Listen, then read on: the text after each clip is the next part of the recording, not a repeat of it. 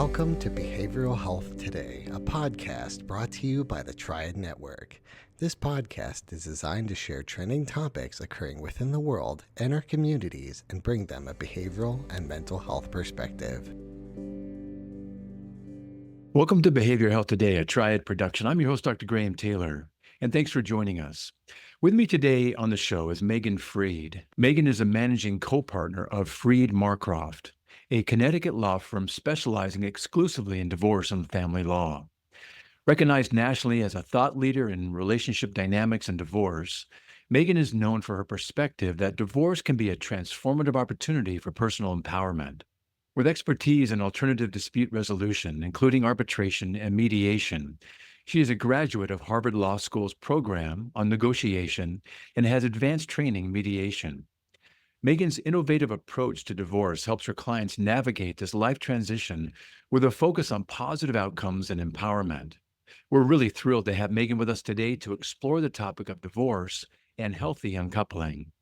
We'll discuss the critical role of early communication and mindset shifts during divorce, the importance of mental health professionals in the process, the benefits of prenups, and the evolving language around divorce, especially when it comes to the well-being of children. Meghan, welcome to our show. Thank you so much for having me, Graham. It is really nice to have you here. Meghan, as we kick off the show today, if you would share with us your own journey. You're very transparent and open about this, and I admire your vulnerability.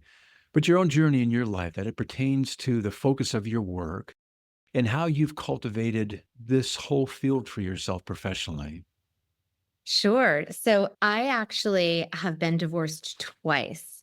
And during that time in my previous career as a lawyer, which now is about chapter 1 is about the same length as chapter 2.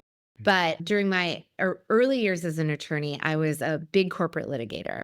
So my clients were big companies, the dollars were big, the companies were big, the litigation was big.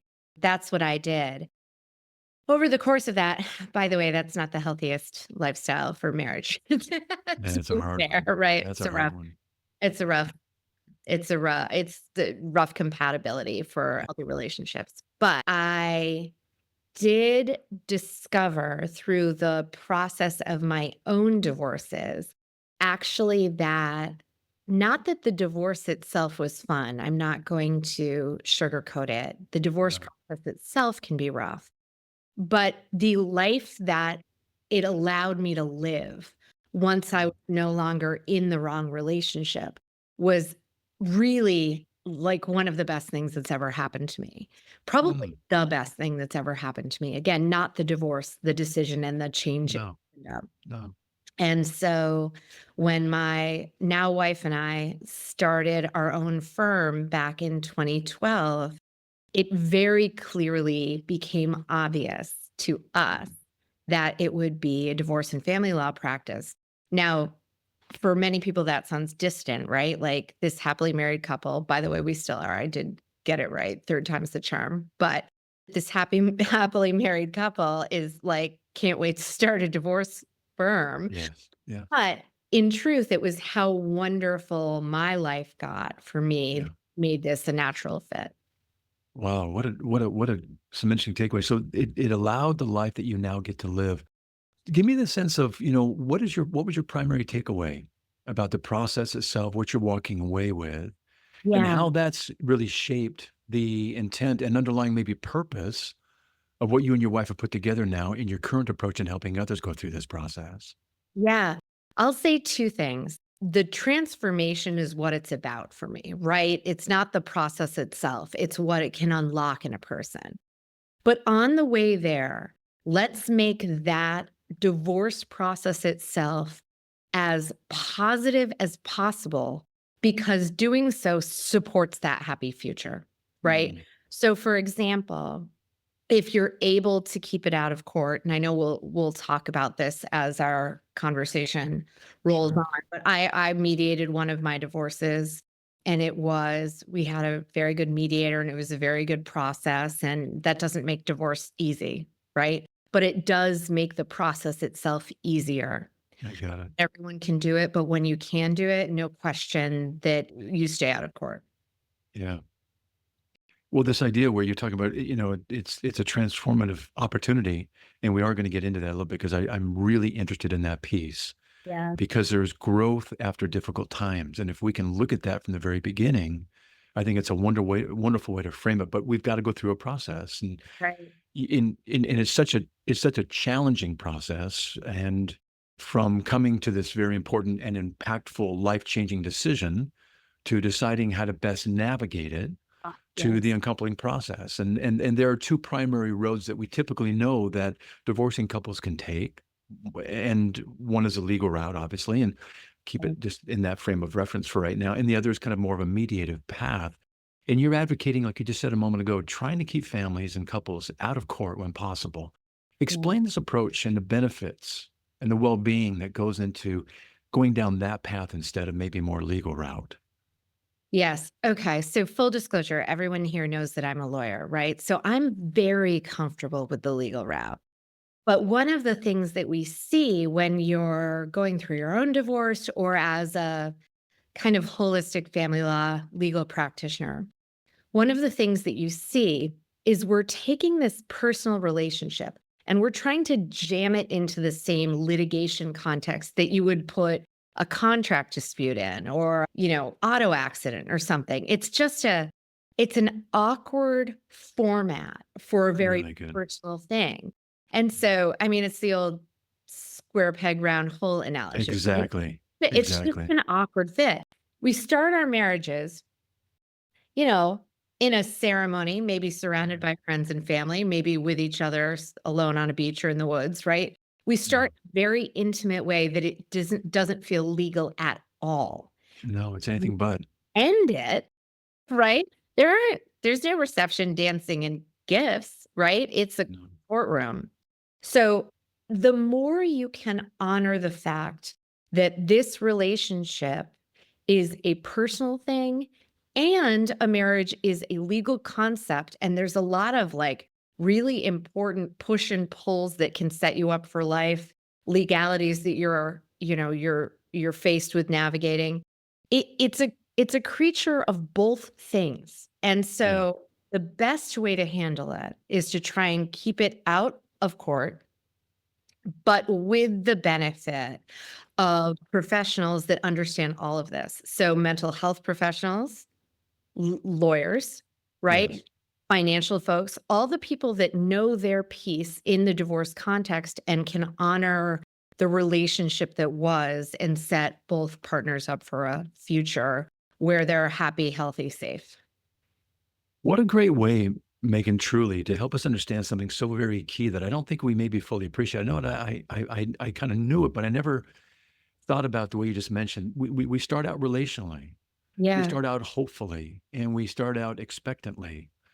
Yeah. And we take something that was relational in nature, which is a lovely thing, and we're created as relational beings. And Mhm. then when things aren't working, we go to something that can be very hurtful. That can be very going down the legal, law-based route solely. And although marriage is a legal agreement as well, and it has a legal piece at the beginning, it's still relationally driven. What you're Right. saying here is if we can keep the relational piece of it intact, even though we're coming apart and uncoupling, there can be something that can be less damaging, maybe even growth oriented and transformative. And if we try and take the divorce process and stuff this into a legal, a kind of legal framework, it is a square peg round hole and inherently going to be a hurtful process. That's right. And I think one of the things that people don't realize is that the legal process isn't designed to take into account No, of the it's not. things that matter the most to us, right? So Yeah. I was talking with a colleague today who was talking about the experience of having a beloved animal involved in a divorce. For example, like, so I have two dogs and I'm obsessed with both of them, right? So I deeply feel what it's like to not know where my dog is going to live, who my dog is going to live with. But we don't have a legal process. It's really set up to help people resolve those questions because Right. I don't think this is correct, but in the legal context, dogs are largely still property, not being, Yes. right? Yes. But out of court, right? Outside of court, we can make these agreements and work together on Yes. the things that are truly impactful in people's lives, Yes. but the court might not have a mechanism to help with or might not have time to help with.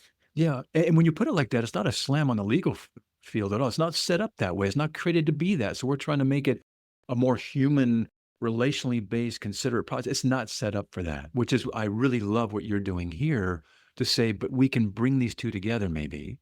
Not Right. maybe, it's what you do. You bring the two together in a way where you have to have the legal component, but you can have a relational, maybe heartfelt approach to this. Correct. And I think this is one of the reasons you put it very really well when you talked about the relational aspect and the legal aspect. And one of the things that makes me think of, Graham, is also when you're entering the relationship, right? Yeah. There's something most people, if you ask them a question without putting a label on it, without making about marriage or divorce, you said if you were about to enter into like a really important legal relationship, would you want to understand more about how that works? They would say yes, right? Yeah, I'd like to know more about what I'm getting into. But I don't know, hundreds, thousands of people walk down the aisle every week with no idea what the legal implications are of entering into that marriage. That's why we're such prenup advocates, because that Mm, means that both spouses, that we've got at the beginning of a relationship, we've got the relational part down, right? mm, Working on our relationship, we're setting our goals for our future together, we're making commitments, but we don't understand what we're opting into legally. mm.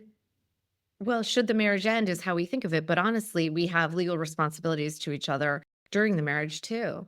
And bringing a little bit of the legal into the first part and a lot of the relational into the second part, if it happens, that's how I would do it. I would do both Yeah. pieces of it holistically. Again, we're talking about that the legal piece and the relational piece don't have to be, opposed to each other in a way. You're trying to find a nice way to do it. There's a part though where people could say, well, if you're doing that at the very beginning, are you really entering the relationship with the fullest trust Yeah. and the kind of, because if you're starting with a legal piece, aren't you saying, well, just in case it doesn't work, but you're saying, and it's kind of funny to bring it up this way, but I think it's important at the beginning of a relationship that I think prenups are often misunderstood. But you see them as a loving and actually a responsible act. Oh, there's Explain how, so yeah, much. yeah, They're more. responsible to yourself and to your partner, Yeah. right? And also they're loving. So here's what I mean. One, they aren't just for if the marriage ends. You can do things in a prenup that help support the marriage. And I think that one of the things we see when we have clients do prenups, which by the way, it won't surprise you to know that sometimes we mediate, right? So that's as low key and comfortable a process as possible. But really the discussion is, what do you want your lives to look like? What's Mhm. important to you about finances? What are your goals for the future together? How do you view money? What's your story about money? Really good. And those conversations set up a better understanding. It's the things that get skipped, I think, in some of our conversations with each other, especially when we're like in the first like sprint of a loving relationship, right? And it always reminds me of when I went to college, they had us do this thing called the roommate game. We all made fun of it, which was bonding, right? But basically, it was day one of college, you'd sit with your roommate who you didn't know, who was assigned to you, and talk about things like, do you like to sleep with the window open? What time do you like to wake up? And it was all pretty banal, but man, it avoided some tension, right? Because I bet it you did. just would have talked about what time is dinner and what are we having, right? It really drove the conversation. And a prenup is like that. It's like you're getting information about the attorney, hopefully, about sort of how things tend to work. And you get to pre-decide with each other from a loving Mm, place how you'd like to treat each mm, other should you mm. decide to end the marriage down the road. It sets up a stronger marriage because it educates you about how things work, sets up a stronger marriage because you have the conversation with your partner, but also how empowering to get to decide. One of my favorite prenup stories is actually a really sad prenup story. And it was a circumstance where someone became disabled in the course of the marriage. And a divorce wound up being something that would be very supportive of the disabled spouse. And they had a prenup in place that made them both know that if this disability, there was some suggestion that this might happen. They both knew that they were both going to be taken care of in the way that was most loving should Mm. the marriage end. Marriages end for all sorts of reasons. Mhm. So it's just a wonderful way to have a conversation. And I think by skipping this step, we cheat ourselves out of getting to have control over our futures and continuing to demonstrate love to our partner, even if the marriage ends.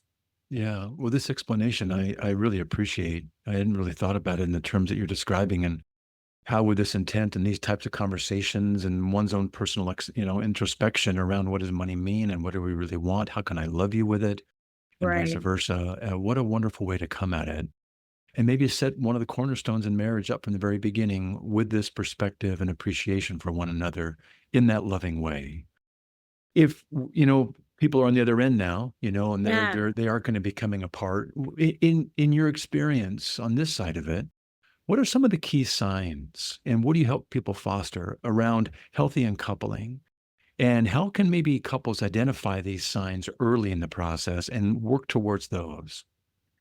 Okay. So one of the things that I see, there's actually an intermediary step where usually we have, I'm going to borrow a term of art from from your discipline, tend to have a leaning in spouse and a leaning out spouse, right? So someone, very rarely are two people wake up the same moment and they've decided Mhm. that like this relationship is complete. Usually one person is ahead of the other. And those are different roles to be in when you're in the divorce process. And what that means is usually there is a conversation or conversations, or there's the avoidance of those conversations. Mhm.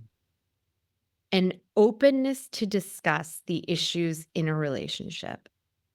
One, ideally, an openness to having help from a mental health professional to work through whether or not it makes sense to work on the relationship or figure out how to amicably part. The more people are respecting each other despite the discomfort in sharing this news earlier on, the more likely they are to have an amicable process. So that's where I'd put the first thing. We'll be right back after word from our sponsor. Are you preparing for a licensure exam in psychology, social work, marriage and family therapy, counseling, or behavioral analysis? AATBS is here to help. We have been supporting behavioral and mental health students to prepare for their licensure exams for more than 45 years, working with over 1 million students to succeed on test day and move on to the next step in their career. With products ranging from comprehensive courses to quiz banks and delivered live online, self-study online, and in print, AATBS has test prep solutions that meet every student's needs and learning styles. Visit us today at aatbs.com. That's aatbs.com and use promo code BHT15 to save 15% off your next purchase.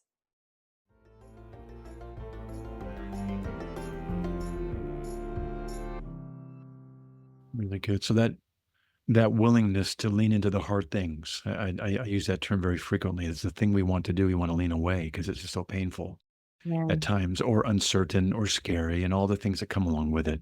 But if we can lean into it, one of the healthier signs is to lean into it with an openness and being willing to talk, kind of proactive in the communication piece. And if necessary, bring somebody around, maybe a mental health professional, mediator like yourself, that allows us to have an arena to sit with the harder conversations, maybe help us kind of be prodded gently and nudged gently into having the right kinds of conversations. Right. Yeah. Well, let's take this here. If we can lean into the right conversations and get some support around it, it comes back to something I said in my introduction of you, and you said in our talk so far today. You heard me reference that you see the divorce process as emotionally challenging, and within a context of loss that's happening, Yeah. you see it holding the potential for being a really transformative opportunity. In fact, you started out by saying this, it allowed me the life that I get to now live. And it was freeing and transformative in many ways for you too, around maybe in personal empowerment. Yeah. Expand upon this hopeful perspective in a process that can be very challenging. There's a choice, especially in the person who is the leaning out spouse, or the leaning into the marriage spouse, right? Some Mhm. is really upset that their spouse wants to end the marriage. They have a big choice. That choice is one, become the person who was left. Become the person who had all of these bad things happen to them and then sort of continue to suffer. Yeah. Blame that for whatever 5 years down the road, right? That's one path. The other path is, I didn't choose this. I wish things had gone differently, but this is how they went. And knowing that, this is how I'm going to handle it. And that Yeah. person, Mhm. right? The biggest transformations in our former clients have been the people who didn't want the divorce. Mm. They're just, these folks are incredible. They go from absolute devastation to living a life that is so much better than the one they had Mm. that they were so afraid of losing. Mm. It's just, those stories are some of the most impressive and Mhm. exciting. Yeah. I think that one of the things that people have an opportunity to do when they're in the divorce is feel good about how they treated their ex, Mhm. and also make sure that they feel good about how they're treating themselves.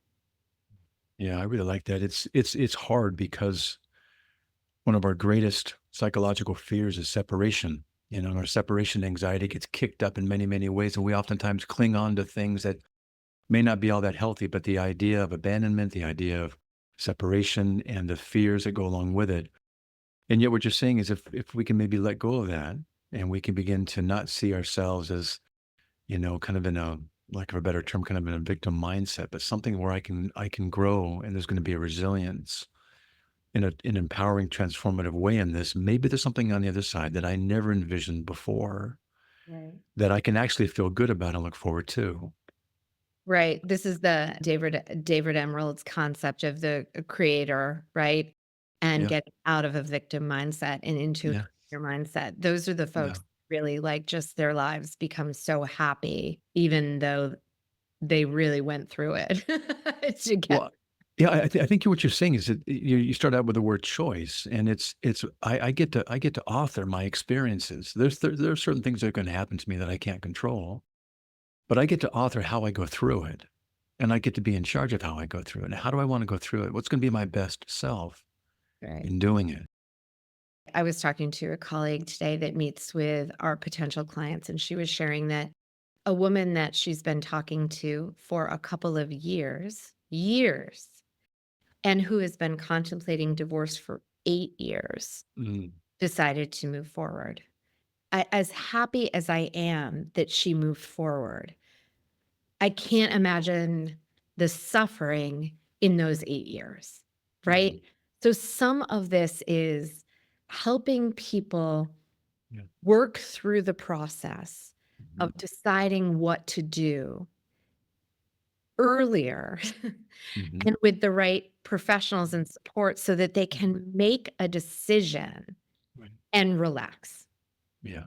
Yeah. And I see that's where you and those you work with from a mental health perspective, but you coming alongside them and helping them go through a process, but not have to suffer unnecessarily for a prolonged period of time. You're going to come to this place most likely if you do the right work. Right. But if we can do it in a facilitated way, if we can do it in an intentional way, maybe it doesn't last as long, and maybe your best self gets to be experienced sooner rather than later. Right. Yeah. How about those times though, Megan, when as a divorce lawyer, mediator, you're not necessarily aiming at the typical kind of mediator idea, 50-50 split, if you will. What does your approach, look like when you have to address it in that way? So I think that one of the most important steps is figuring out what everyone's priorities are. Mhm. And a lot of times, the way those priorities are expressed isn't literally accurate, isn't literally what the person cares most about. So here, I'll give an example. Yeah. I want sole custody of my child because my child is so connected to me and at the age she's at and XYZ, right? If we don't ask what that means to that person, a lawyer could go charging off trying to get sole custody. Or the lawyer with their counselor at law hat on, as as opposed to attorney at law, with their counselor at law hat could say to that client, well, that's just not going to happen in your case. It's not going to be sole custody. Shutting down the relationship between the lawyer and the client, probably maybe creating a trust curve issue before you actually ask what sole custody means to that person. In a lot of cases, if you ask a client, "Tell me a little bit more about what you would like your parenting I got it on the sole custody. What do you think the parenting will look like?" "Oh, well, they'll spend about 50% of the time with me and 50% of the time with my spouse if right, they're a great parent," right? So we are acting on a self-diagnosis, essentially. And what we really need to do is dive into what that means Mm, to the person. right.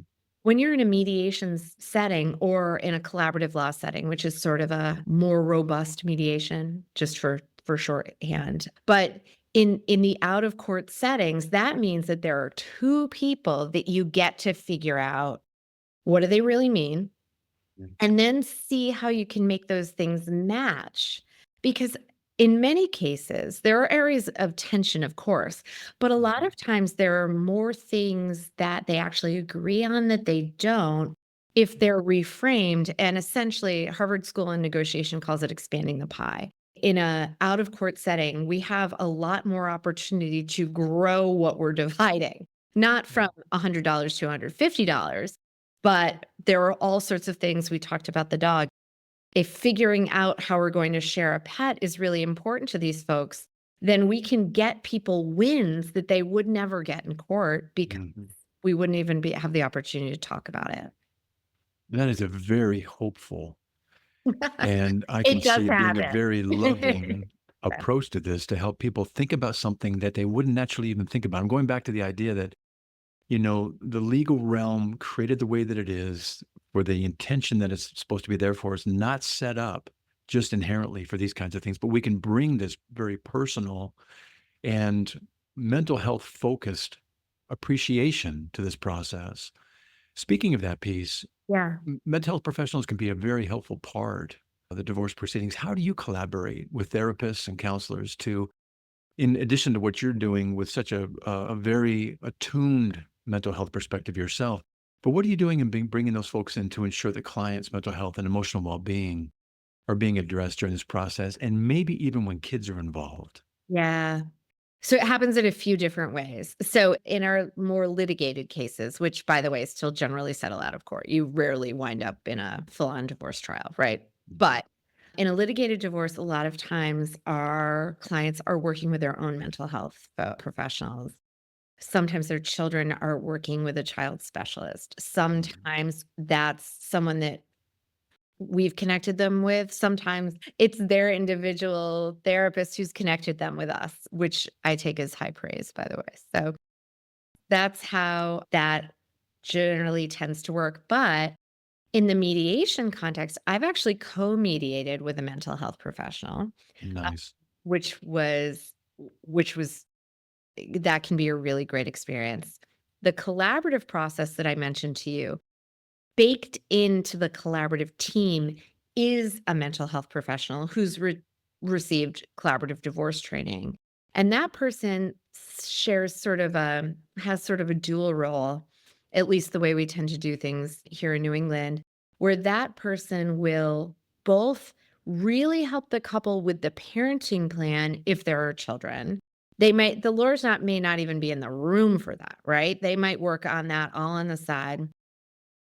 And then in many cases, they'll actually lead the collaborative meeting Okay. to kinda make sure that the floor is even and that Yes. people are being productive. They're good to, like, help us take down the temperature if there's a kerfuffle. So it's more formal, their position in the, collaborative process, but really mental health is woven throughout so much of this, not in every divorce. And then a lot of people have availed themselves of either some form of discernment counseling or couples therapy before they make the decision to divorce. Now, again, if they've done all that, that means they're probably in an out of court process, right? That those folks tend to have the most amicable divorces because they've been talking to each other the whole time. Well, I love that collaboration. What great outcomes I could see you folks having by ensuring that, yes, the legal piece is going to be taken care of, and we're going to address that in right ways. But we want people to come out of this. Again, I think what you're saying here, this allows the foundation for a transformative process to start early, Right. and for the emotional and relational health of each person to be better taken care of and nurtured in the process. And I've listened really close to what you're saying. You choose your words very intentionally, and it's a really wonderful thing to listen to, because we think about a divorce process and a lot of words come to us right away, custody and visitation and, And all these things that kind of have an edge to them, and have attached to them a lot of probably negative stories and yeah, and outcomes. But win-lose, right? it is a win-lose. And what you're talking about here is the importance of language. And just staying with those two words for a second, moving away maybe from words like custody or visitation, and maybe moving in favor, particularly with kids, obviously, around the idea of parenting. What are you encouraging folks, and maybe those listening too, to appreciate about the importance of words, particularly around children? I think that the concept of custody and visitation, that's the Hmm. classic context. And all 50 states are really starting to move away from that terminology when possible towards things like what's the parenting plan. The notion of for a kid with two functional healthy parents, right? That's what we're Hmm. talking about. Sole custody Yes. happens when we really only have one parent who can parent, but assuming we have two parents that can parent, well, you don't visit your own kid. You parent your own kid, right? You You're don't not an do attraction that I'm visitation going to go with pee. my child, right? Right. It's my child. And so the goal is to have children have a really robust relationship with You bet. those individuals who both are parents and so both parent. Really good. Really good. Yeah, excellent. You're talking about how maybe over the years the divorce process has begun to change some, Mm. and including language and things that kind of insulate us from going down a more prickly and pokey road that can leave some real damage in place. What are some of the common misperceptions that folks might still have about the divorce process today, Megan? Oh gosh, I feel like there are more than there used to be, honestly, Graham. I think one of the problems that we have is one of my colleagues at our firm, Freed Marcroft, calls it attorney Google, right? So the amount of inaccurate information that's out there, the amount of accurate information that's out there that gets misinterpreted, the information from, you know, Washington State as applied to Massachusetts or some Yes. other jurisdiction. It's just there's a tremendous misconception about Mhm. how this works. Things like the mom gets more time, things like you get 50% of everything, Yeah. I mean, there are all of these myths. And the best advice that I can give people is get with an attorney who's Mhm. really experienced Mhm.